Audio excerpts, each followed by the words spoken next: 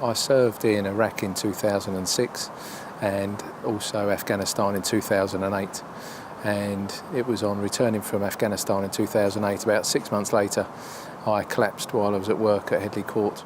Things started to happen fairly quickly with various investigations taking place. I was seen by a professor from London who diagnosed me with post-traumatic stress disorder.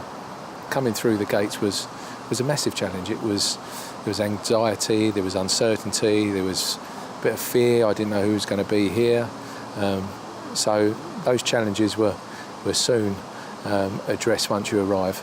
Hello Tom, I'm Martin. While in Iraq I had a couple of bangs on the head, one during an IDF attack and one during a sporting collision where I was sort of knocked out on sort of both occasions. We was getting bombed very regularly while I was out there as well, so coming under rocket attack on a constant basis was also challenging. But at the time you don't sort of think it is. You just get on with the job.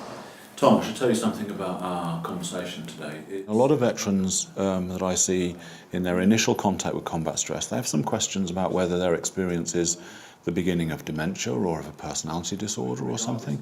And to know that it's PTSD and start to understand then that may be why they've not been able to sleep at night, that they've got a hair trigger temper. Understanding that is something that the clinical side brings. As part of my recovery, there's an occupational therapy room which offers, a plethora of different things that you can do. So there's music therapy. They have pets in there which you can take care of and nurture. You can do poetry. I had a go with a guitar lesson with the guys there today, and they just make you feel at home. He's a great guitar player, and for him to spend some time with me on that first guitar lesson was brilliant, and to learn some chords was excellent. So hopefully I can carry that on. Behind the second fret there. Yeah.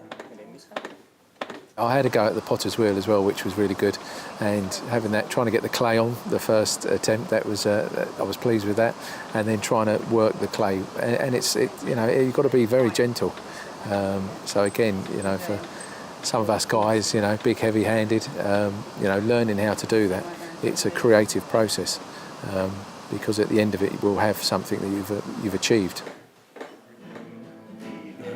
The art therapy room here, or the OT room, is here to allow individuals to come in and do some paintings when they want to. It's open day and night, and so those that may struggle with sleep can come in and still do a painting if they want to. The idea of painting really is it allows the subconscious to do what it wants to do, and that helps in recovery. All right, Tom, this is Spike. You all right to hold him? Yeah, I'll give it a go. Bearded dragon. Pass him over. If you put him on your chest with his sort of front legs over your shoulder and just give him a little stroke. Oh, okay. Should be nice calming. Calming for you, calming for him. Yeah. This is Steve. He's one of the guinea pigs here at Combat Stress. He's one of the animals we've got here for pet therapy. The reason we have pets is two reasons really. One, they help calm veterans down if they're sort of feeling stressed or anxious, and they also promote a routine and responsibility. The grounds around us here are so important because it just allows you a space to come and really be free of yourself. You can come here and just take time out 24/7. Some of the people that have been here have gone on to do creative, have been artists, have gone into theatre production, so that just shows the talent that's here, and that's something that's really important as a message to get out to the wider world, is that there are talented people who are suffering with mental health conditions, who have the ability to go on to do fantastic and amazing things still after a tough time in service.